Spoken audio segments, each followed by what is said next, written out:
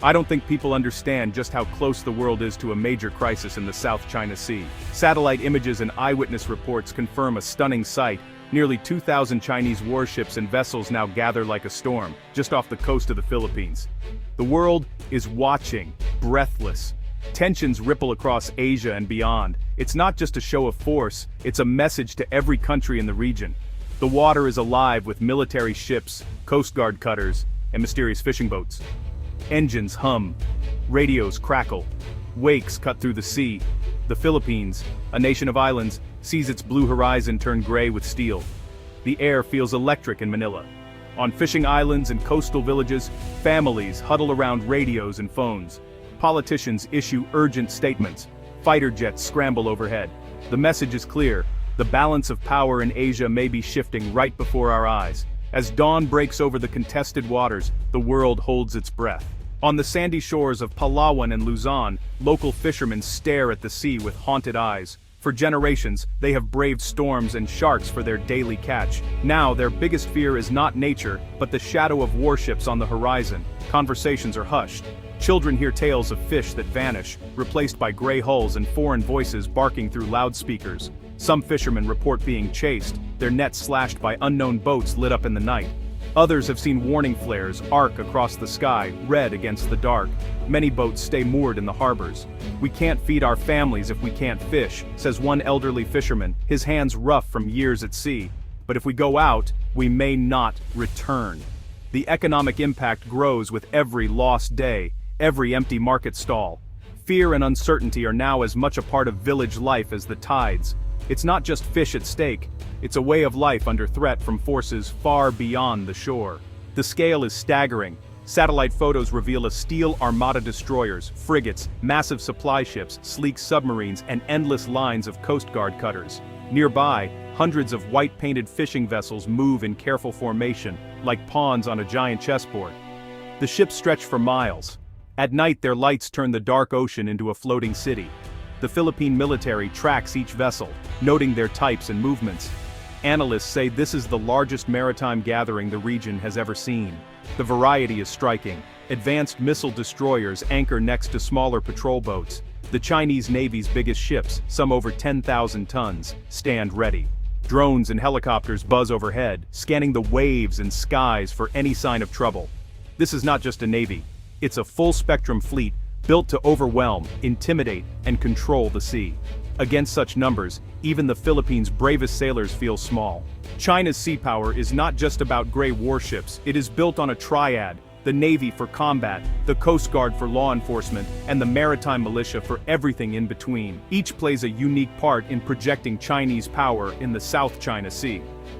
The Navy, the People's Liberation Army Navy, or PLAN, brings muscle.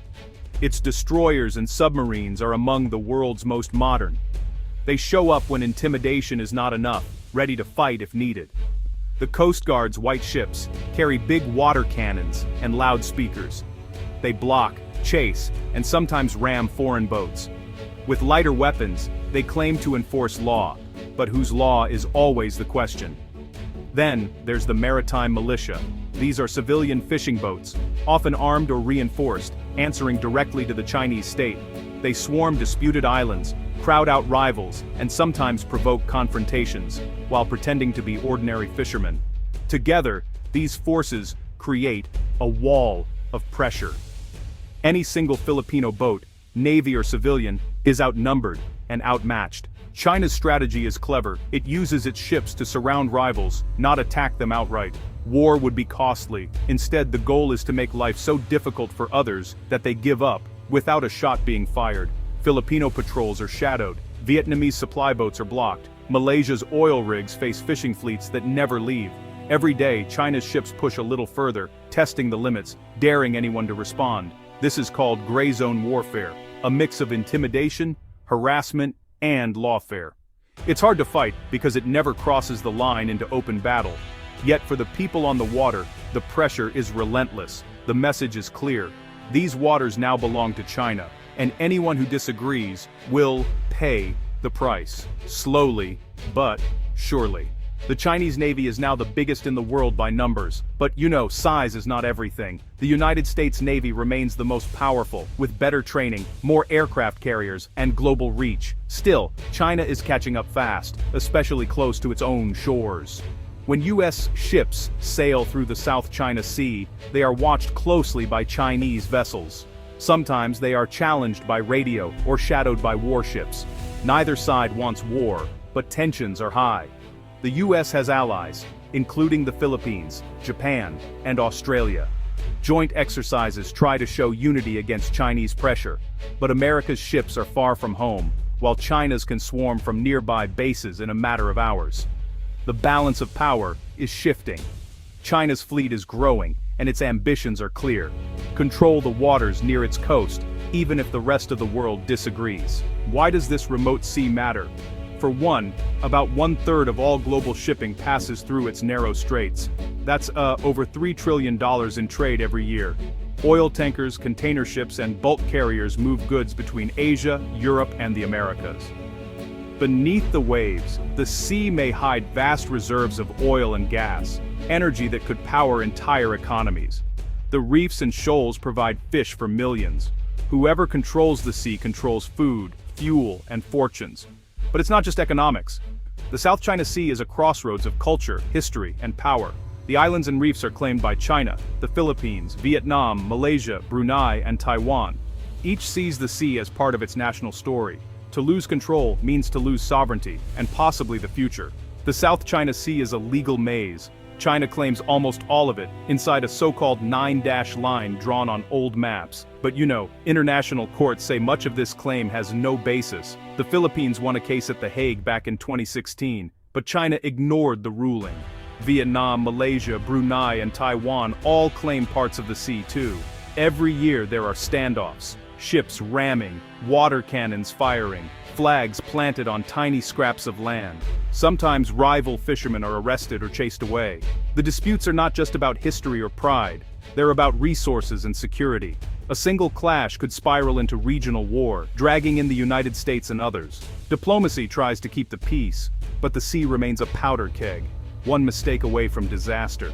One of China's most powerful tools is its use of civilian vessels for military ends. The maritime militia looks like ordinary fishermen, but they operate in coordinated groups. Sometimes their boats are reinforced with steel hulls or even carry hidden weapons. These ships crowd disputed reefs. They block supply lines to Philippine outposts. Sometimes they surround other boats, forcing them to retreat. Because they are civilian, it's hard for other countries to respond without risking escalation. This tactic blurs the line between peace and conflict. Are they fishermen or soldiers? Are they harvesting fish or territory? The answer changes by the day, and that's exactly the point.